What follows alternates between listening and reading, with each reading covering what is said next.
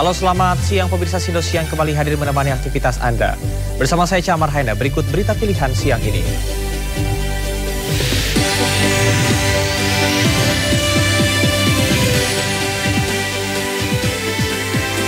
Dires Narkoba Polda Metro Jaya dipecat imbas kasus pemerasan WNA penonton konser DWP.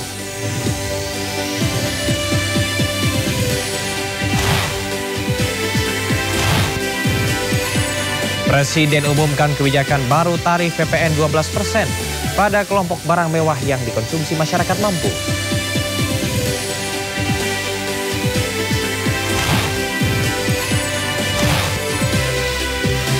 Untuk menghormati korban kecelakaan Jeju Air, pemerintah Korea Selatan tetapkan masa berkabung hingga 4 Januari 2025.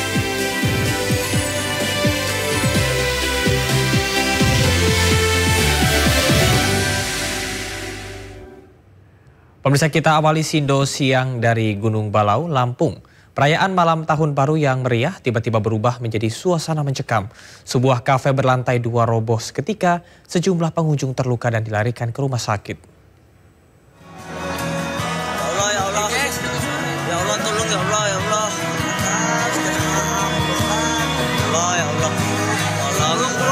Lantai 2 sebuah kafe di kawasan wisata Puncak Gunung Balau, Kota Bandar Lampung tiba-tiba runtuh saat dipadati lebih dari 50 orang pengunjung di malam pergantian tahun baru.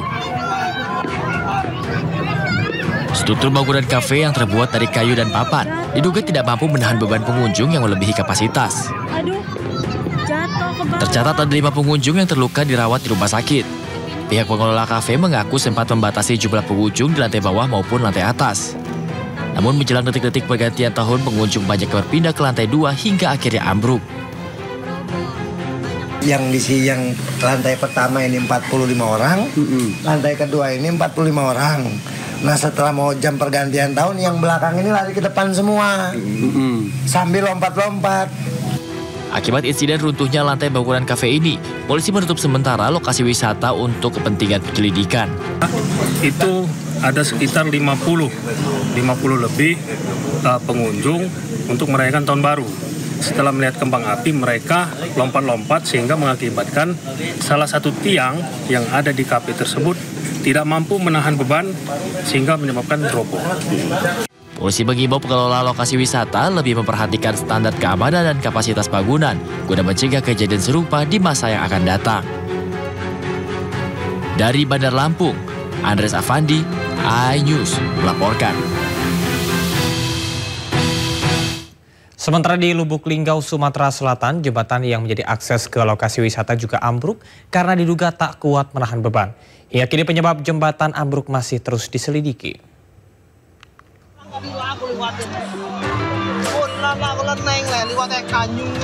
Sebuah jembatan gantung yang menjadi akses ke objek wisata di Lubuk Linggau, Sumatera Selatan ambruk. Jembatan ini ambruk diduga karena tak kuat menahan beban dari banyaknya pengunjung yang menikmati liburan tahun baru. Akibat peristiwa ini, terlihat sejumlah pengunjung terluka. Oh ya Allah, banyak korban. Oh ya, banyak korban. Ya Allah, korban. Banyak korban. Langsung bawa ke rumah sakit. Polisi kemudian melakukan penyelidikan di lokasi kejadian dengan memasang garis polisi. Seluruh korban akibat peristiwa ini dibawa ke rumah sakit untuk mendapatkan perawatan. Aparat kepolisian dan pemerintah setempat menutup objek wisata yang dikelola oleh masyarakat ini untuk menghindari hal serupa terjadi. Dari Lubuk Linggau, Sumatera Selatan, Sudirman, iNews melaporkan. Pemirsa, hati-hati bermain petasan. 2 wisatawan menjadi korban ledakan petasan saat pesta kembang api malam pergantian tahun di Kota Bukit Tinggi, Sumatera Barat. Akibatnya korban menderita luka di wajah dan juga lengan.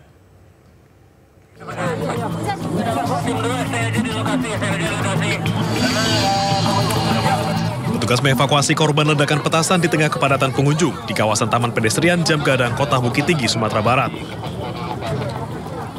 2 orang pengunjung menjadi korban ledakan petasan saat pesta kembang api malam pergantian tahun. Saat kejadian, korban bersama keluarganya sedang melihat kembang api dari bawah menara Jam Gadang. Namun tiba-tiba ada kembang api atau petasan yang dinyalakan oleh pengunjung lain jatuh dan meledak mengenai korban. Salah satu korban terluka pada bagian mata, terkena percikan ledakan kembang api yang meledak di bawah. Sementara seorang korban lain mengalami luka bakar di bagian lengan. Ya, lagi duduk. Terus? Mercon sudah di depan, mercon tuh mati. Terbang lagi, mercon hidup. Dia ada 2 yang terdampak tadi, kena kembang api, yang satu kena mata dan sudah lakukan penanganan di posko kita. Yang satu lagi perempuan, tangannya sebelah bahu, tangan sebelah kiri robek juga kena kembang api. Tapi alhamdulillah semua bisa kita akses di posko kerjasama PMI Kota Bukit Tinggi dan Dinas Kesehatan Kota Bukit Tinggi. Korban mengalami luka bakar di bawah 5%. Saat ini kedua korban dalam kondisi stabil dan telah dibawa pulang oleh keluarga. Dari Bukit Tinggi, Sumatera Barat, Wahyu Sikumba, iNews melaporkan. Polisi merazia lokasi wisata di kawasan Pantai Anyer, Serang, Banten. Razia digelar untuk mengantisipasi getok harga tiket masuk ke pantai yang tidak sesuai dan aksi pungutan liar.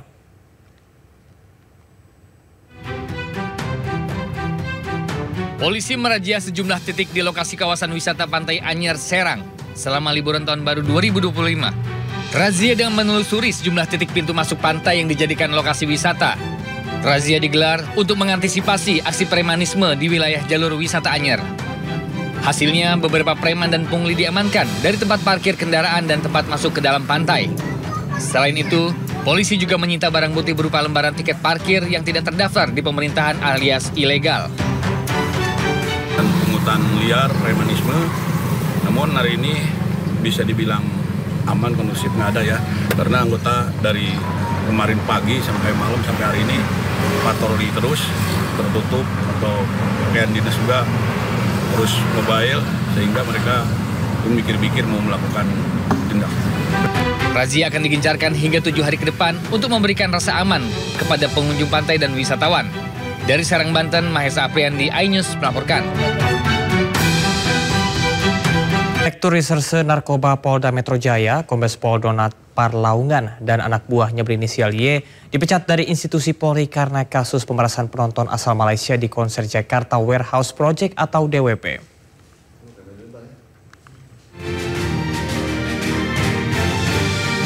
Dua oknum polisi dijatuhi sanksi pemberhentian tidak dengan hormat buntut kasus dugaan pemerasan terhadap warga negara Malaysia di Festival Musik Jakarta Warehouse Project atau DWP di Jakarta. Dua oknum polisi tersebut, Direktur Reserse Narkoba Polda Metro Jaya, Kombes Pol Donat Parlaungan dan anak buahnya berinisial Y. Pemecatan dilakukan berdasarkan sidang kode etik yang digelar Divisi Propam Polri. Sementara itu pelaksanaan sidang etik untuk oknum polisi M masih terus berjalan dan akan kembali digelar Kamis. Ya, sidang etik kemarin berjalan mulai dari jam 11 tanggal 31 Desember sampai tanggal 1 Januari hampir jam 4 pagi. Ya, dengan sidang untuk Direktur Narkoba, untuk Kasubdit sama untuk Kanit. Direktur sama Kaditnya sudah diputus PDDH dan mereka mengajukan banding. Ya, untuk Kasubdit masih diskors. Dilanjutkan besok pada hari Kamis. Festival Musik Jakarta Warehouse Project atau DWP ternoda usai adanya dugaan pemerasan yang dilakukan oleh oknum polisi terhadap 45 penonton DWP. Kapolda Metro Jaya memutasi 34 anggotanya. Mutasi tersebut dilakukan dalam rangka pemeriksaan terkait dengan dugaan pemerasan terhadap penonton DWP asal Malaysia. Kasus bermula dari unggahan viral di media sosial yang menyebutkan dugaan pemerasan oleh oknum polisi terhadap sejumlah warga negara Malaysia. Diketahui korban mengaku dipaksa tes urin. Mereka juga dimintai menunjukkan paspor dan membayar sejumlah uang, meskipun hasil tes narkoba negatif.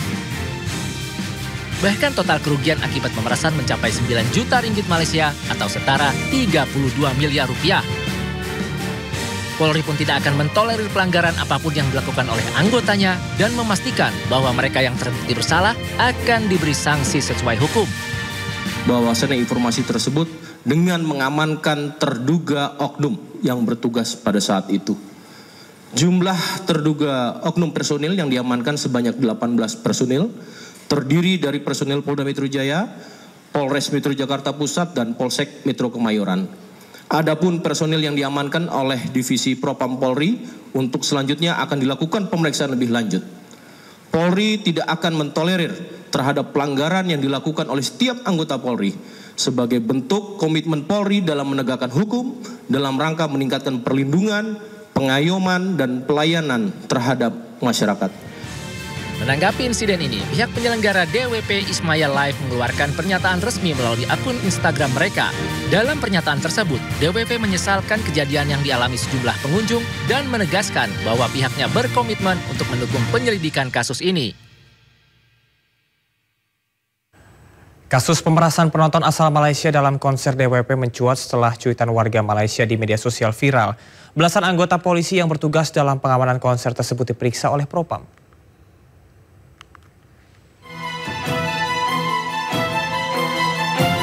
Konser Jakarta Warehouse Project atau DWP tercoreng usai sejumlah warga negara Malaysia yang datang mengaku diperas polisi.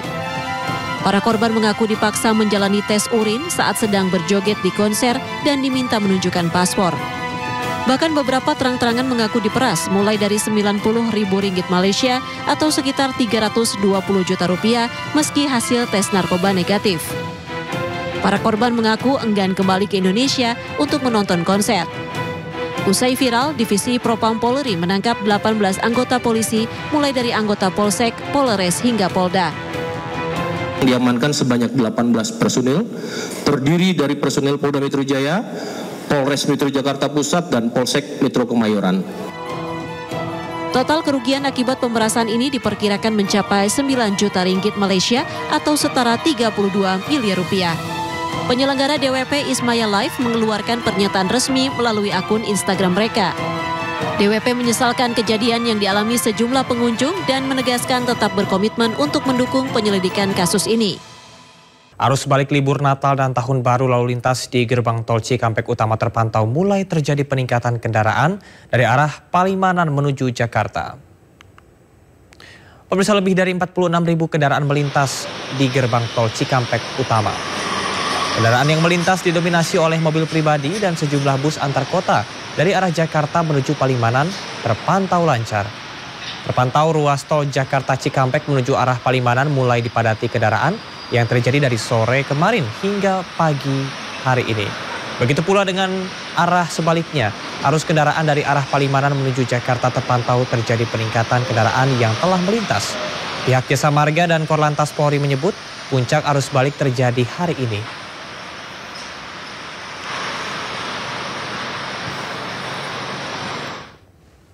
Sementara itu, puncak arus balik liburan Natal dan Tahun Baru diprediksi akan terjadi pada hari ini. Untuk mengetahui situasi lalu lintas arus balik hari ini sudah ada rekan Irfan Hardiansyah yang berada di gerbang tol Cikampek Utama, Purwakarta, Jawa Barat. Halo, selamat siang Irfan. Seperti apa pantauan lalu lintas dari tempat Anda melaporkan saat ini?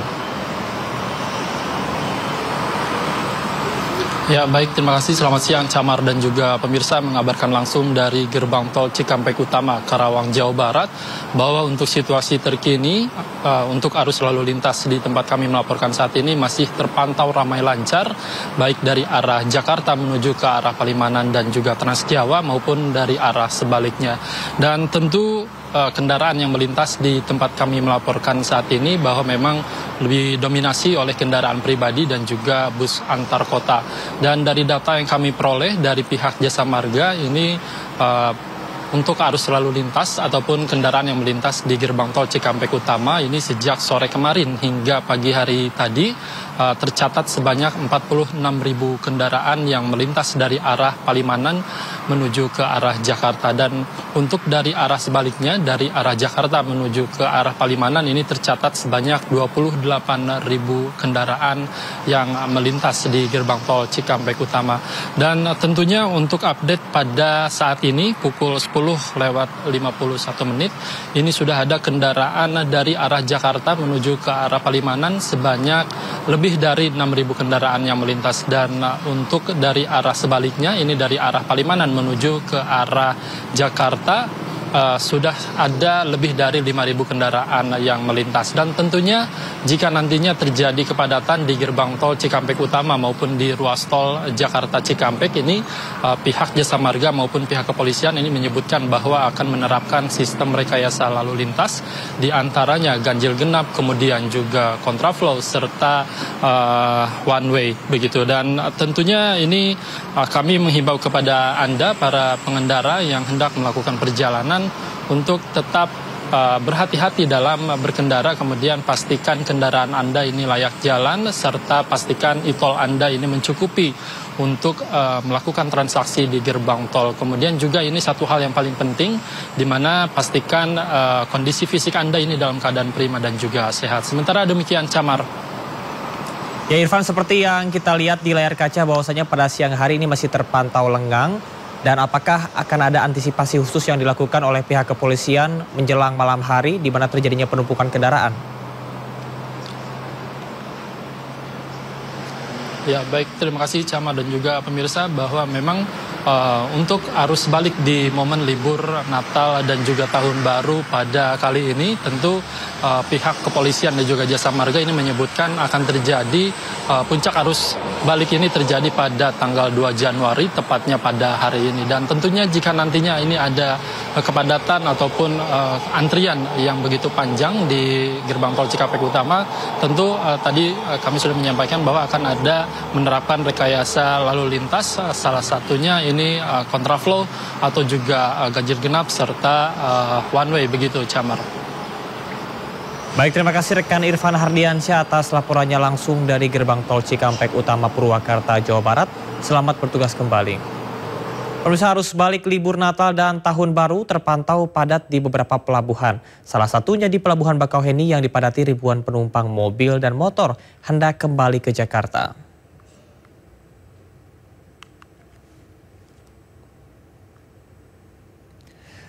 Sementara itu pemirsa, di stasiun Pasar Senen, sejumlah penumpang sudah mulai memadati baik di pintu kedatangan maupun juga di pintu keberangkatan. Dan pihak dari PT KAI Daob 1 Jakarta memprediksi puncak arus balik dalam momen libur Nataru akan terjadi pada hari ini. Hingga saat ini tercatat sebanyak lebih dari 43.000 penumpang akan tiba di wilayah Daob 1 Jakarta. Sejak pagi hari, kepadatan penumpang terlihat di stasiun Pasar Senen Jakarta, khususnya para penumpang yang baru tiba di Jakarta. Meski arus balik diprediksi terjadi hari ini, namun tingkat keberangkatan penumpang dari wilayah Daob 1 Jakarta juga masih terpantau tinggi.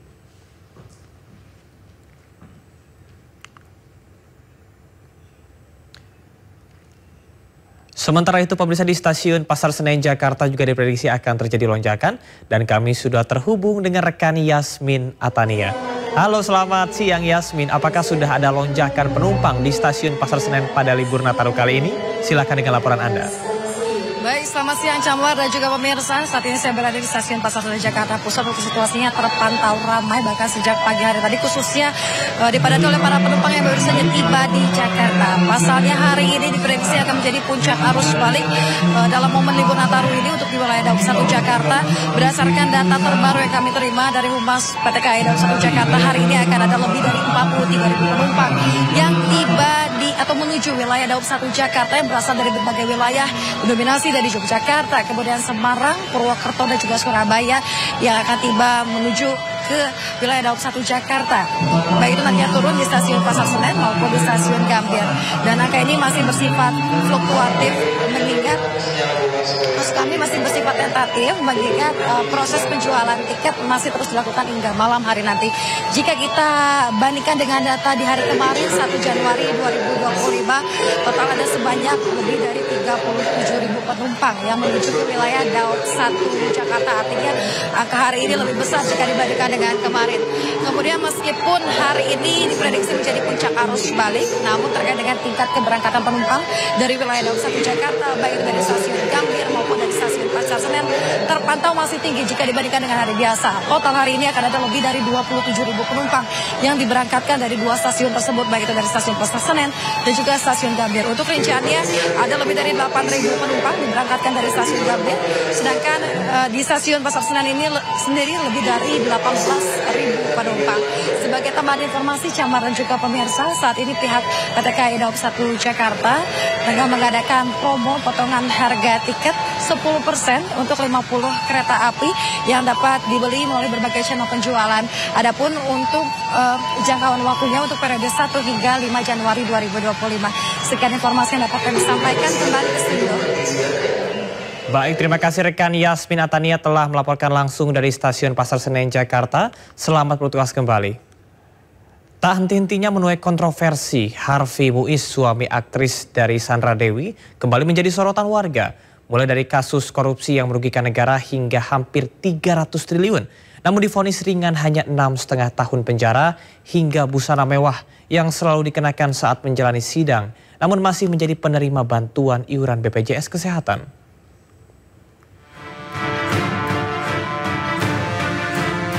Harvey Muiz, suami artis Sandra Dewi, kembali menjadi sorotan publik karena penampilannya yang kerap kali menunjukkan kemewahan. Saat menghadiri sidang vonis kasus dugaan korupsi PT Timah pada Desember 2024 lalu, Harvey terlihat mengenakan kemeja putih elegan dari Thom Browne yang dipadukan dengan celana hitam. Kemeja ini dikenal dengan desainnya yang simpel namun eksklusif serta kualitas bahannya yang premium. Thom Browne sendiri merupakan salah satu brand fashion asal Amerika Serikat yang sering dikenakan oleh tokoh-tokoh terkenal dunia. Kemeja tersebut diperkirakan memiliki harga sekitar 650 hingga 2.000 dolar Amerika Serikat atau sekitar 10 hingga 32 juta rupiah. Tak hanya kali ini, Harvey juga kerap terlihat mengenakan pakaian mewah dalam berbagai kesempatan. Penampilannya yang selalu rapi dan berkelas menjadi perbincangan publik, menegaskan citranya sebagai pria berkelas dengan selera fashion yang tinggi. Tentu saja, pemilihan busana seperti ini mencerminkan kepribadian dan status sosial seseorang. Namun di tengah kasus yang sedang dihadapinya, gaya hidup Harvey Muiz ini juga menuai beragam komentar dari masyarakat. Siapa sangka di balik kemewahan gaya hidup dan penampilannya, Harvey Muiz dan istrinya Sandra Dewi diketahui menjadi penerima bantuan iuran alias iuran BPJS Kesehatan mereka dibayarkan Pemprov Jakarta. Keduanya diketahui terdaftar sebagai peserta BPJS Kesehatan sejak 6 tahun lalu. Data Harvey Muiz dan Sandra Dewi menjadi peserta BPJS Kesehatan diungkap oleh BPJS Kesehatan. Pihak BPJS Kesehatan menjelaskan bahwa pasangan selebriti Harvey Muiz dan Sandra Dewi termasuk dalam peserta JKN segmen PBPI yang didaftarkan oleh Pemprov DKI Jakarta.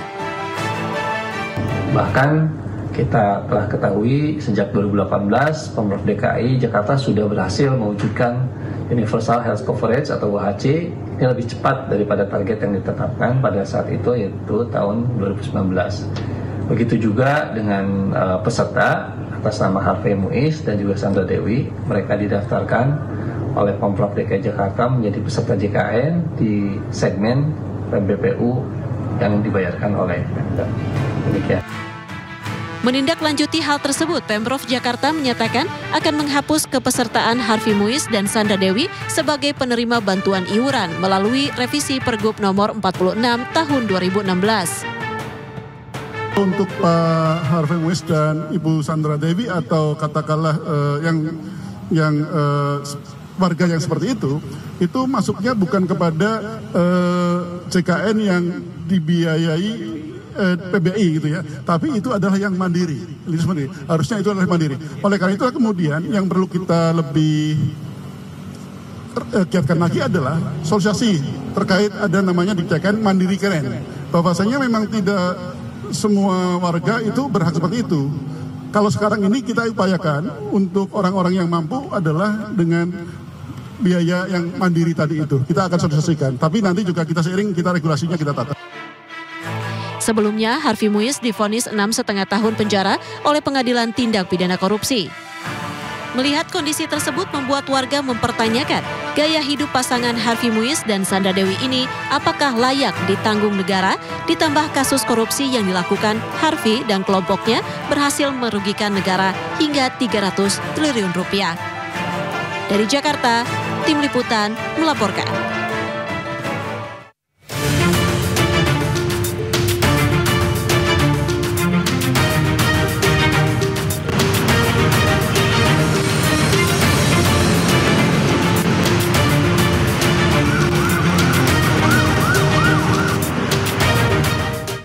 Pemirsa, saatnya kita simak pantauan arus lalu lintas siang ini. Kami sudah terhubung dengan Brigadir Medina dari NTMC Polri yang kini berada di kawasan Cikopo, Purwakarta, Jawa Barat.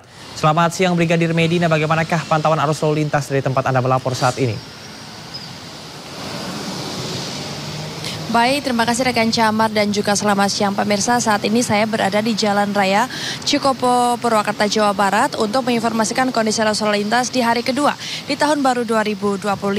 Dapat Anda bersama layar kaca Anda arus lalu lintas pada siang hari ini terbilang cukup ramai dan juga lancar dari berbagai arahnya, yakni arus lalu lintas di jalur alternatif arteri selepas keluar Tol Cikopo yang akan mengarah ke Purwakarta saat ini dalam situasi ramai lancar, begitupun yang akan menuju ke arah Jomin juga dalam keadaan ramai lancar. Namun tetap antisipasi adanya pertemuan arus kendaraan sebelum memasuki jalur 2 lajur, yaitu dari arah Sadang yang akan mengarah ke Jomin. Kemudian arus lalu lintas dari arah Jakarta yang akan mengarah ke Purwakarta maupun sebaliknya melalui arteri Cikopo saat ini dalam situasi relatif lancar dan antrian kendaraan di belakang traffic light kurang lebih sepanjang 50 meter ke belakang, selepasnya kendaraan dapat melaju dengan kecepatan normal. Dan saat ini sudah tidak diterapkannya pengalihan arus lalu lintas di kawasan ini dikarenakan situasi arus lalu lintas sudah kembali normal. Kami menghimbau kepada Anda para pengendara untuk mengantisipasi banyaknya kendaraan bermuatan berat dengan tidak mendahului dari arah lajur sebelah kiri dikarenakan melalui titik blind spot yang dapat membahayakan diri Anda. Serta sebelum melakukan perjalanan pastikan kondisi fisik dan juga keadaan kendaraan Anda dalam keadaan prima. Dan perlu kami himbau kembali bahwa di kawasan ini merupakan terminal bayangan sehingga banyak angkutan umum lokal dan juga angkutan antar kota yang sering kali menaik turunkan penumpang di kawasan ini serta banyaknya aktivitas masyarakat yang berlalu lalang untuk menyeberang sehingga tetap perhatikan batas aman kecepatan kendaraan Anda dan selalu mengikuti arahan dan juga petunjuk dari petugas kami yang berada di lapangan.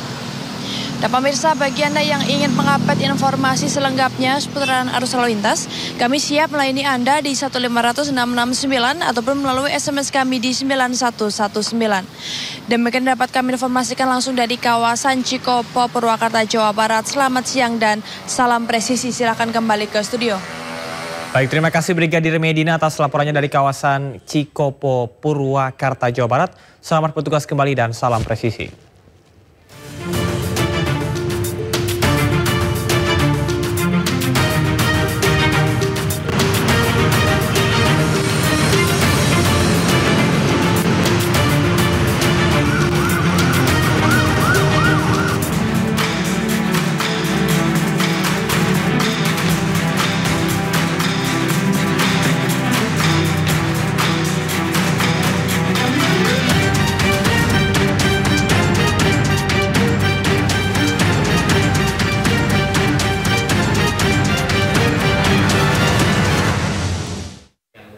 Pemirsa, terima kasih Anda masih di Sindo Siang bersama saya Camar Haenda. Presiden Republik Indonesia Prabowo Subianto memutuskan memberlakukan kenaikan tarif PPN dari 11% menjadi 12% pada kelompok barang mewah yang dikonsumsi masyarakat mampu. Sementara barang dan jasa tidak mewah ditetapkan tarif PPN yang berlaku sejak tahun 2022.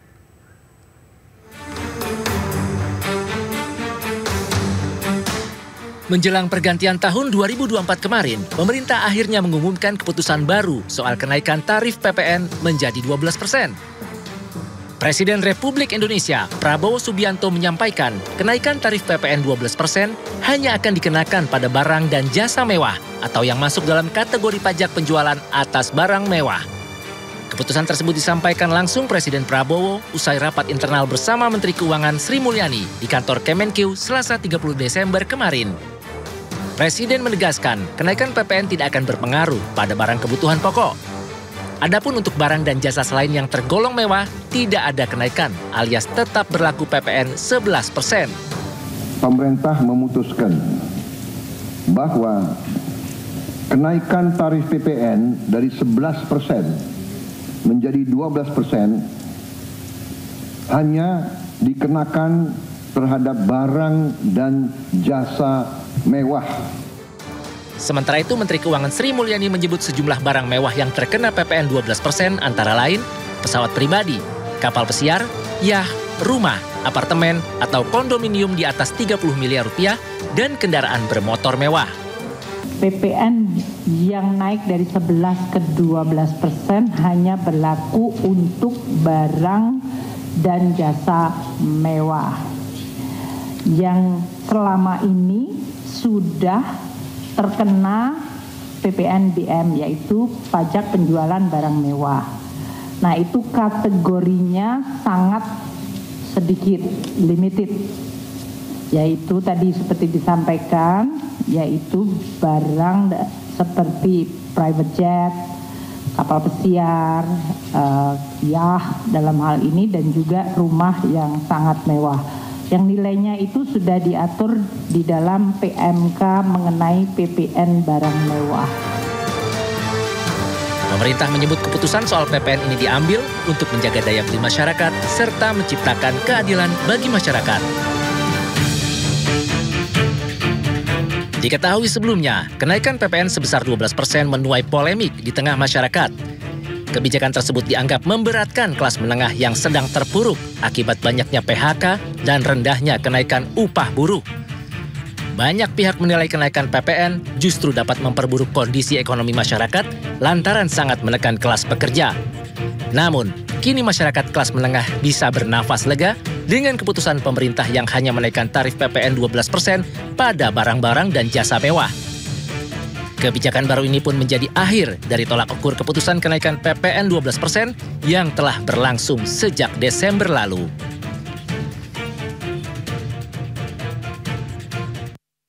Pemirsa, pemerintah tetap menaikkan PPN 12%, namun dikoreksi fokus kepada barang dan jasa sangat mewah.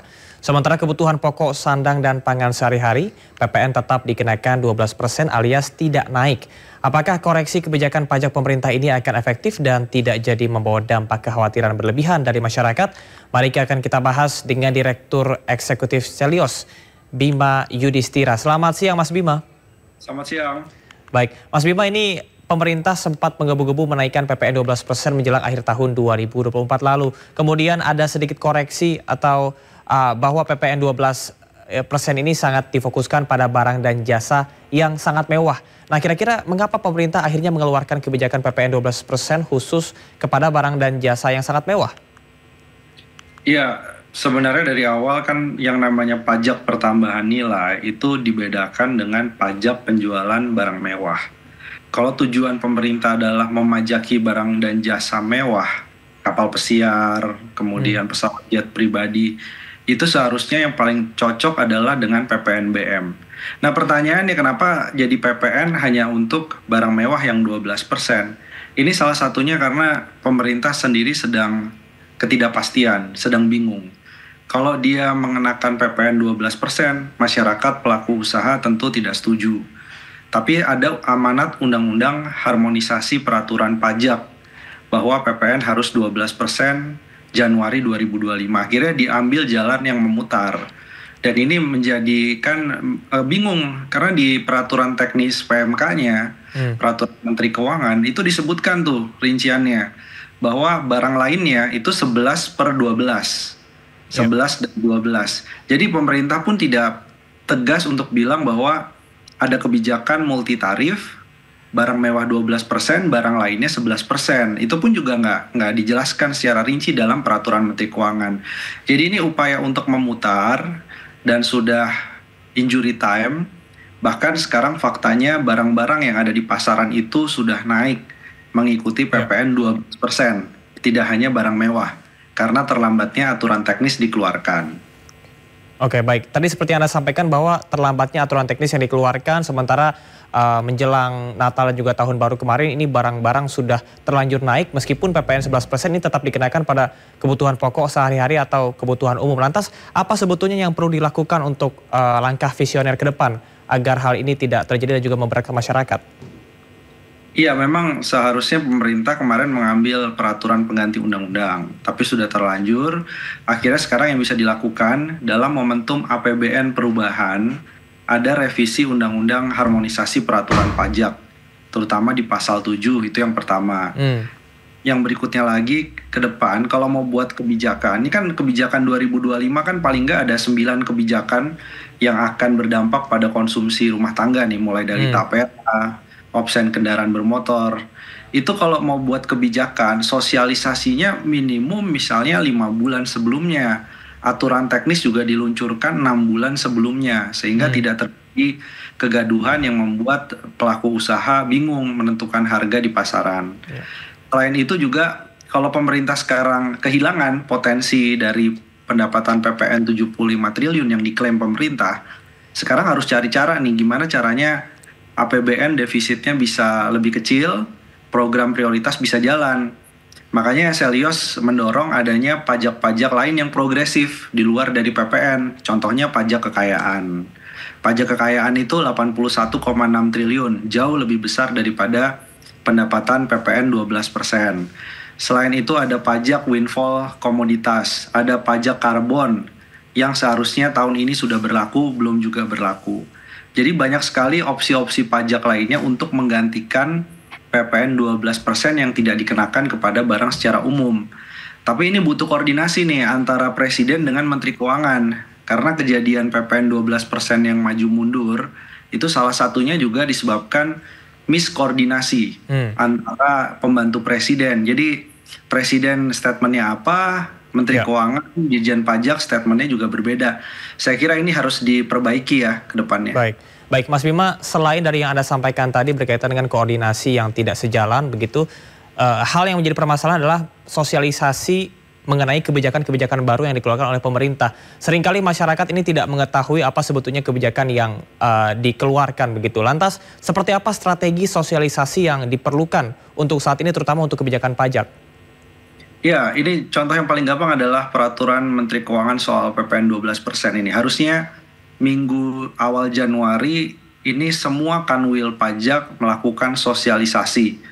Mungkin paling gampang bikin webinar atau semua channel media gitu ya, termasuk misalnya di channel Sindo gitu ya. Itu melakukan sosialisasi perhitungan sehingga tidak multitafsir. Bagaimana 11 dari 12 itu, karena memang perhitungannya nggak secara eksplisit disebutkan PPN barang lainnya tetap 11%. Jadi harus jemput bola juga, dan tidak semua kan mendapatkan informasi dari sosial media misalnya, dari Instagramnya Dirjen Pajak. Jadi harus ada jemput bola juga ke pelaku usaha UMKM, sehingga mereka memahami aturan baru dari peraturan Menteri Keuangan. Itu dulu kelihatannya di bulan Januari awalnya yang paling urgent, sosialisasi PMK. Baik, Mas Bima, artinya literasi masyarakat terhadap kebijakan pemerintah yang baru ini kurang karena sosialisasinya juga belum maksimal. Lantas apakah ini juga berpengaruh terhadap sisi psikologis dari masyarakat ataupun juga para pedagang begitu, sehingga belum mengetahui secara komprehensif apa yang terjadi dan apa kebijakan barunya sehingga menaikkan harga begitu? Iya, ini yang memang menjadi kekhawatiran. Jangankan begitu, ini kan sekarang viral misalnya jasa iklan di e-commerce, jasa top up juga di e-commerce. Itu masih menggunakan PPN 12%, padahal kan itu bukan barang dan jasa yang mewah. Ini kan artinya apa? Artinya pemain-pemain yang besar juga, itu dari segi administrasi keuangan, akuntansinya, finance-nya, ini masih butuh koordinasi juga dengan Dirjen Pajak. Bagaimana sih aturan yang baru ini berlaku? Khawatir yang besar aja belum paham, apalagi yang kecil-kecil nanti memotong, ya udah harganya dinaikin aja. Karena ini masih simpang siur, itu yang terjadi. Baik, artinya memang ada efek domino setelah itu ya Mas ya. Mas Bima, kita akan jeda sejenak, kita akan melihat pernyataan dari Menteri Keuangan Sri Mulyani yang menegaskan jika kenaikan PPN 12% ini hanya berlaku untuk barang-barang mewah. Hal tersebut disampaikan di akun Instagram miliknya. Dalam akun Instagramnya @smindrawati, Menteri Keuangan Sri Mulyani menegaskan dan juga menekankan PPN 12% hanya berlaku untuk barang-barang mewah. Sejumlah barang mewah yang terkena PPN 12% antara lain adalah pesawat pribadi, kapal pesiar, yacht, rumah, apartemen, atau kondominium di atas 30 miliar rupiah dan kendaraan bermotor mewah.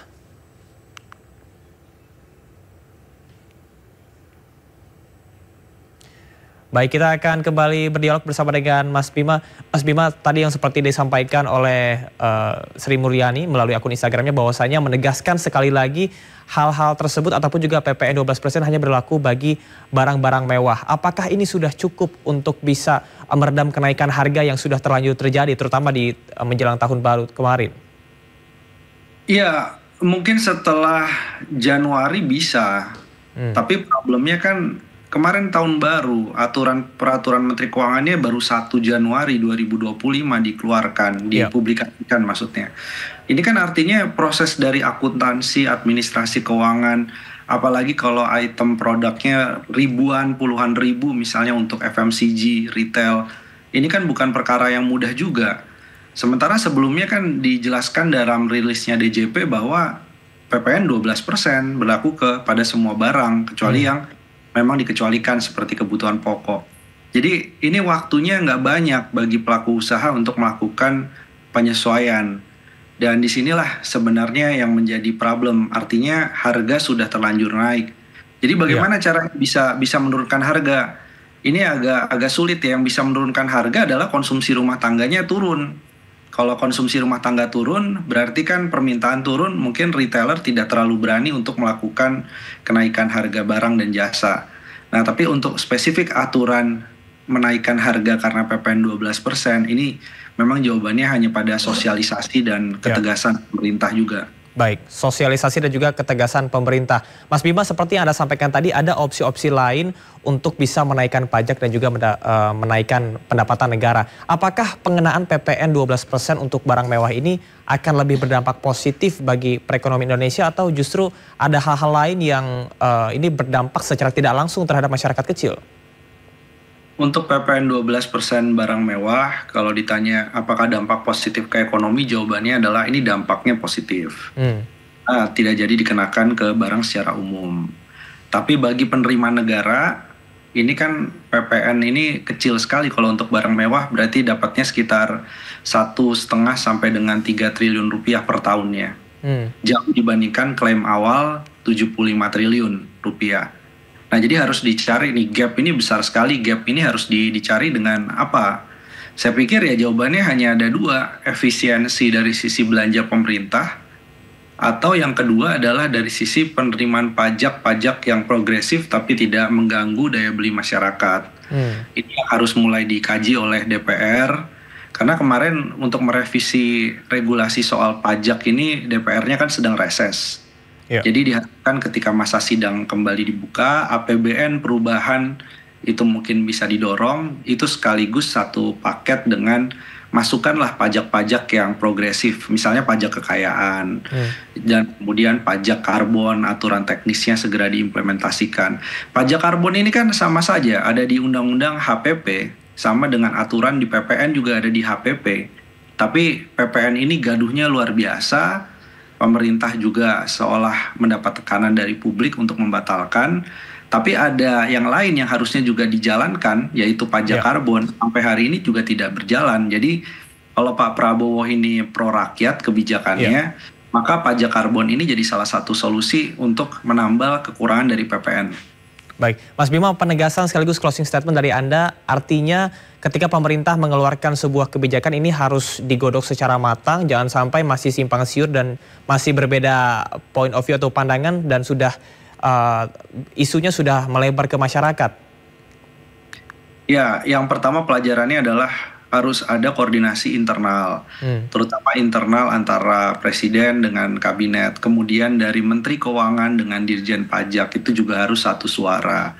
Kan sekarang Menteri Keuangan sudah dibantu 3 wakil Menteri Keuangan, artinya harus sangat hati-hati dalam mengeluarkan statement, dalam mengeluarkan rilis kepada media, kepada publik, sehingga publik nggak dibingungkan begitu ya. Dan keputusan ini juga harus ada kajian yang mendalam, draft dari peraturan Menteri Keuangan yang disebarkan kepada publik untuk dilakukan masukan-masukan dan evaluasi.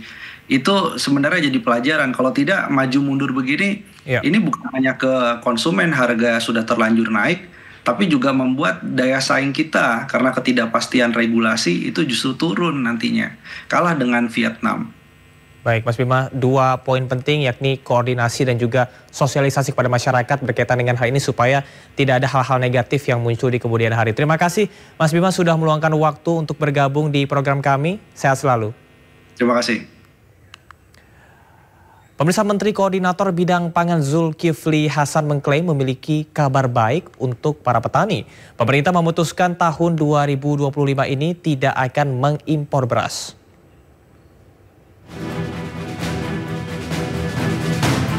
Jelang tutup tahun 2024, Presiden Prabowo Subianto menggelar rapat terbatas bersama sejumlah Menteri Kabinet Merah Putih di Istana Merdeka Jakarta membahas langkah-langkah strategis untuk mencapai swasembada pangan. Ada sejumlah keputusan penting dalam rapat terbatas itu, salah satunya soal impor beras. Di tahun 2025 ini, pemerintah telah memutuskan tidak akan mengimpor beras. Pertama dulu tidak impor beras, Pak Mentan ya, tahun depan. Tidak berani. Ya, tidak impor beras, kemudian jagung, tambah gula untuk konsumsi, tambah garam. Ya, Pak, KKP mana ya KKP? Tambah garam. Stop impor beras dilakukan karena produksi beras nasional menunjukkan tren positif. Untuk memacu peningkatan produksi beras nasional, pemerintah juga akan menaikkan harga gabah petani dari Rp6.000 menjadi Rp6.500 per kilogram. Selain itu, harga jagung dari Rp5.000 menjadi Rp5.500. Harga gabah sudah disepakati naik, ya, dari Rp6.000 menjadi Rp6.500. Ini, ya kan Pak? Tadi Pak Mentan? Iya. Ya. Satu. Ya, harga HPP beras, Pak enggak? Ya. Harga HPP beras. 2, jagung disepakati harganya naik dari Rp5.000 menjadi Rp5.500. Zulkifli Hasan memastikan pemerintah akan menampung seluruh produksi gabah dan jagung dari petani dengan harga yang telah ditetapkan. Dengan begitu, diharapkan para petani bisa terpacu untuk memperbaiki kualitas produksinya. Dari sisi pertanian, Menteri Pertanian Amran Sulaiman mengatakan akan mempercepat perbaikan regulasi distribusi pupuk ke petani. Menurut Mentan Amran, regulasi pupuk saat ini mempersulit petani mendapat pupuk serta membuat ongkos pertanian mahal. Regulasinya, aturannya itu 147. 147 pupuk yang mengikat distribusi pupuk ini. Nah, kita persingkat. Ada 12 menteri yang harus ikut. Di luar gubernur dan bupati se-Indonesia. Bisa bayangkan begitu ribetnya, begitu sulitnya melayani petani. Nah, kita persingkat. Mentan akan menggandeng sejumlah kementerian hingga kepala daerah dalam perbaikan regulasi pupuk. Mentan optimis, jika distribusi pupuk kepada petani mudah, maka ongkos pertanian menjadi lebih murah dan menguntungkan para petani.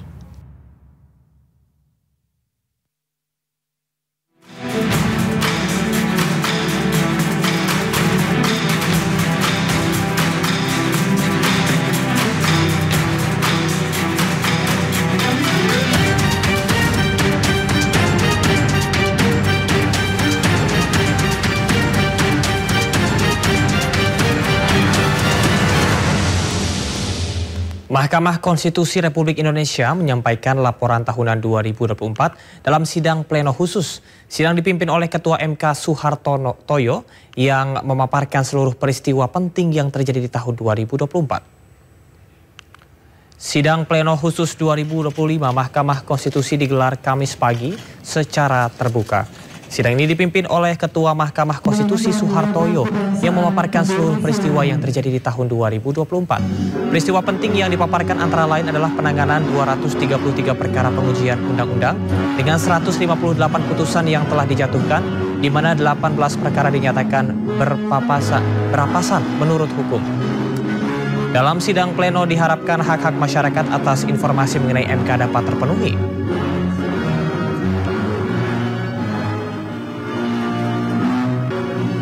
Pemirsa, polisi menghentikan kasus kematian Afif Maulana yang jasadnya ditemukan di bawah jembatan Kuranci, Padang, Sumatera Barat. Polisi menyebut korban tewas bukan karena dianiaya, tapi karena jatuh dari ketinggian. Kasus kematian Afif sebelumnya menjadi perhatian publik saat jasad korban yang berusia 13 tahun ditemukan di bawah jembatan Kuranji, Padang dan diduga tewas karena dianiaya oknum polisi. Polda Sumatera Barat akan menghentikan penyelidikan kasus tewasnya bocah yang jasadnya ditemukan di bawah jembatan Kuranji, Padang. Polisi menyebut keputusan ini diambil setelah polisi melakukan sejumlah langkah terkait penyebab tewasnya Afif Maulana. Dari hasil autopsi, korban tewas bukan karena penganiayaan, melainkan karena jatuh dari ketinggian. Itu sebenarnya sudah terekspos sejak 4 atau 5 bulan yang lalu. Ini hanya untuk memastikan biar kasus ini tidak menggantung, maka dari hasil gelar perkara yang dilakukan oleh Dirkrim beserta seluruh tim dan juga menghadirkan keluarga korban dan juga ahli, itu nanti kasus akan kita hentikan, kita SP3. Sebenarnya bukan SP3, maaf, saya ralat, sifatnya adalah SP2 lidik. Karena belum dilakukan penyidikan, karena memang kalau penyidikan itu kan dugaan terjadinya suatu tindak pidana. Tapi kalau hasil dari ekshumasi memang demikian, berarti SP2 lidik yang juga sudah kita sampaikan sejak awal. Sebelumnya aparat kepolisian melakukan ekshumasi atau pembongkaran makam Afif Maulana di tempat pemakaman umum kaum 5 suku di Kecamatan Lubuk Begalung, Kota Padang. 5 dokter forensik ditugaskan untuk melakukan ekshumasi dan otopsi ulang jenazah Afif Maulana, remaja 13 tahun yang diduga disiksa polisi di Kota Padang, Sumatera Barat. Usai pembongkaran makam, jenazah Afif dibawa ke instalasi forensik RSUP M. Jamil. Proses ekshumasi jenazah Afif Maulana dilakukan setelah kematiannya menjadi perhatian publik. Pihak keluarga mengaku adanya kejanggalan dalam penyebab kematian Afif saat jenazahnya ditemukan di bawah jembatan Kuranji, Kota Padang, Sumatera Barat pada 9 Juni 2024 lalu. Keluarga almarhum Afif Maulana bersama dengan LBH Padang pun sempat mendatangi Komisi 3 DPR RI untuk meminta Polri mengotopsi ulang jenazah Afif. Rapat dengar pendapat umum digelar dan dipimpin langsung oleh Wakil Ketua Komisi 3 DPR RI Habibur Rahman serta Wakil Ketua DPR RI Sufmi Dasko. Keluarga menuntut agar kasus kematian Afif Maulana yang diduga akibat dianiaya oknum polisi diusut tuntas lantaran proses hukum sudah 1 bulan dinilai tidak berjalan. Perjuangan untuk keadilan Afif dan pengungkapan kebenaran ini masih panjang, teman-teman. Ini baru langkah step berikutnya yang akan menentukan proses keadilan itu bagi Afif Maulana dan keluarganya. Dan kami akan terlibat aktif dalam proses ekshumasi ini. Di dalam forum ini saya meminta untuk Perhimpunan Dokter Forensik Indonesia untuk segera mengupayakan ekshumasi dan kami dilibatkan prosesnya. Sementara Wakil Ketua Komisi 3 DPR RI Habibur Rahman berjanji mengawal kasus ini hingga tuntas. Kita minta dilakukan ekshumasi dan nanti kita kawal bareng-bareng, Bu. Ya. Kita kawal bareng-bareng proses ekshumasi ini, nanti kuasa hukum juga hadir ya dari mewakili pihak keluarga di sana, teman-teman media juga bisa saksikan juga langsung proses ekshumasi ini.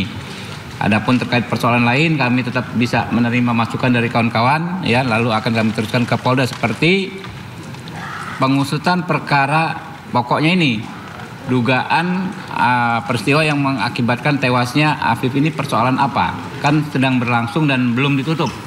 Dukungan terhadap penuntasan kasus kematian pelajar SMP Afif Maulana di Padang, Sumatera Barat pun datang dari berbagai pihak. Ratusan mahasiswa dari Aliansi Badan Eksekutif Mahasiswa Sumatera Barat berunjuk rasa di depan Polda Sumatera Barat di Kota Padang. Mahasiswa menuntut agar Kapolda Sumbar segera menuntaskan kasus tewasnya Afif Maulana, bocah SMP yang tewas diduga akibat dianiaya personil polisi. Salah satu saksi yang juga rekan Afif mengakui pada saat malam kejadian ia bersama dengan Afif mengendarai motor hendak tawuran.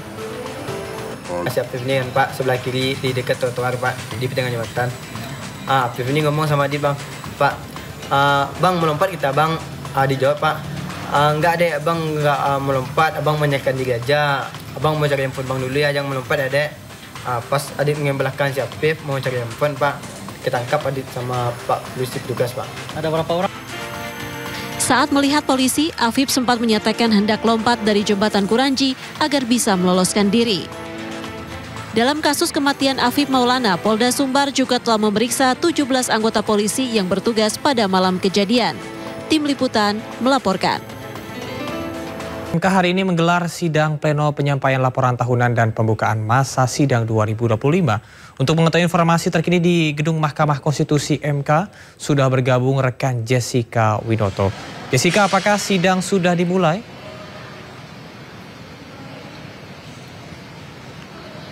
Ya, selamat siang Camar dan juga pemirsa. Ya, betul adanya bahwa hari ini tepatnya pada pukul 9 waktu Indonesia Barat tadi pagi telah dilaksanakannya sidang pleno khusus 2025 oleh Mahkamah Konstitusi yang dibuka dan dipimpin oleh Ketua Mahkamah Konstitusi Soehartoyo. Di dalam sidang pleno khusus kali ini membahas atau memaparkan seluruh peristiwa penting yang telah terjadi pada tahun 2024. Antara lain penanganan perkara sebanyak 233 perkara pengujian undang-undang dengan juga 158 perkara yang telah diputuskan atau dijatuhkan putusan. Dan di dalam 158 perkara ini ada pun juga 18 perkara yang dinyatakan beralasan menurut hukum. Dan sekaligus di dalam sidang pleno Mahkamah Konstitusi 2025 ini sekaligus membuka masa sidang Mahkamah Konstitusi pada tahun 2025 kali ini. Lalu juga Camar dapat kami sampaikan bahwa tadi kami sempat bertemu dengan salah satu hakim Mahkamah Konstitusi yaitu Eni Nurbaningsih. Kami menanyakan terkait pengujian materi atau undang-undang terkait soal ambang batas presiden threshold, tetapi memang beliau belum dapat menyampaikan keterangan lebih lanjut karena memang pada siang hari nanti, tepatnya pada pukul 1 siang waktu Indonesia Barat, akan dilaksanakan atau digelar sidang putusan. Dan dalam sidang nanti akan membahas terkait soal putusan ambang batas presiden threshold dan juga terkait pilkada serentak yang telah dilaksanakan pada tahun 2024 kemarin. Sementara itu Camar, kembali ke Anda. Baik, terima kasih rekan Jessica Winoto telah melaporkan langsung dari Gedung Mahkamah Konstitusi Jakarta. Selamat bertugas kembali. Bersama Panglima TNI Jenderal TNI Agus Subianto dan Menteri Pertahanan Republik Indonesia Syafri Samsudin merayakan malam pergantian tahun bersama dengan ribuan prajurit TNI yang bertugas di wilayah Papua. Kegiatan malam akrab yang digelar di Timika, Papua ini menjadi momen kebersamaan bagi para prajurit yang bertugas menjaga kedaulatan NKRI di Papua. Momen ini semakin istimewa dengan sapaan Presiden RI Prabowo Subianto melalui video call. Presiden Prabowo menyampaikan apresiasi dan doa terbaik bagi para prajurit yang telah berjuang penuh dedikasi. Harus mempunyai satu tekad.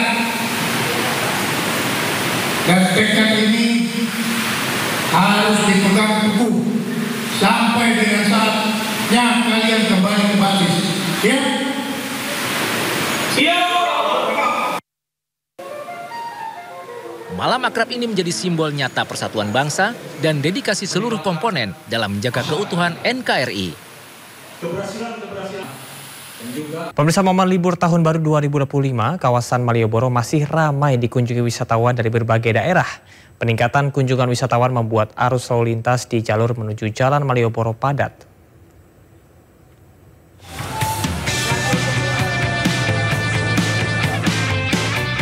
Objek wisata Malioboro kian ramai diserbu wisatawan di hari libur tahun baru 2025. Para wisatawan memanfaatkan hari terakhir libur tahun baru di Yogyakarta dengan berjalan di jalur pedestrian maupun di sekitar PKL Teras Malioboro untuk berbelanja oleh-oleh khas Yogyakarta hingga berfoto bersama keluarga. Terus ini di Teras Malioboro rencana mau ngapain, Mbak? Rencananya paling kita mau jalan-jalan, mau ke keliling lah ya. Ini kenapa milih Jogja sih, Mbak? Pertama karena deket ya, sekitar 4 jaman lah dari Surabaya. Terus bisa pakai mobil sih. Kesannya di Jogja di momen libur tahun baru ini seperti apa sih, Mbak? Istimewa. Betul, istimewa. Sementara itu, arus lalu lintas di Abu Bakar Ali dan Jalan Mataram menuju Malioboro dipadati ribuan kendaraan dari berbagai daerah. Dari Yogyakarta, Gali Wisma, Ayus melaporkan. Tahun baru di Kota Padang, Sumatera Barat diisi dengan pertunjukan sipasan. Sebanyak 700 orang warga memikul tandu yang diarak keliling Kota Padang berbentuk kelabang.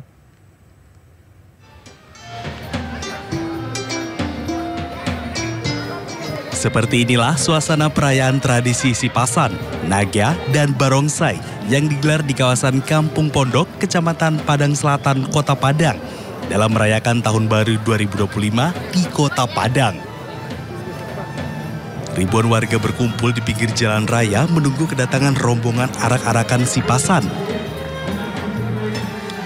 Sebanyak 700 orang warga dilibatkan dalam memikul tandu sipasan dengan panjang hingga 76 meter yang membentuk kelabang, sementara anak-anak duduk di atasnya.